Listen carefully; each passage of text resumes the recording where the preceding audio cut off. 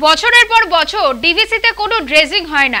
ডিভিসির ধারণ ক্ষমতা কমে গিয়েছে, এই কাজ কেন্দ্রের, কিন্তু কেন্দ্র তা করছে না। এই ক্ষতি মেনে নিতে পারেননি বলে সম্ভবত ডিভিসি থেকে রাজ্যের 2 আধিকারিকের পদত্যাগ। মন্তব্য রাজ্যের মন্ত্রী শোভনদেব চট্টোপাধ্যায়। তারা ডিভিসির যে কাজ, সেই কাজটা তারা মেনে নিতে পারছেন না। বছরের পর বছর ডিভিসিতে কোনো রকমের ড্রেজিং হয় না। একটা বাঁধের ধারণ ক্ষমতা দিনের পর দিন কমে যাচ্ছে। কাগজে বেরিয়েছে যে ডিভিসির ধারণ ক্ষমতা এখন নেমে এসছে 36%।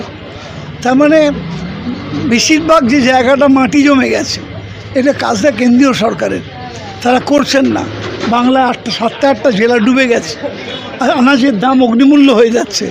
এই যে ক্ষতিটা, মানুষের ঘর বাড়ি ভেঙে গেছে, এই যে ক্ষতিটা হয়তো সব মেনে নিতে পারেননি সম্ভবত। এটা আমি না জেনে বলছি, সম্ভবত তারা তাই জন্যই পদত্যাগ করেছেন যে ডিভিসির কাজে তারা খুশি নয়, এবং তাদের এই আমাদের রাজ্যের এই যে ব্যাপক ক্ষতি হচ্ছে, হয়তো সম্ভবত তারা এই জন্য করেছে।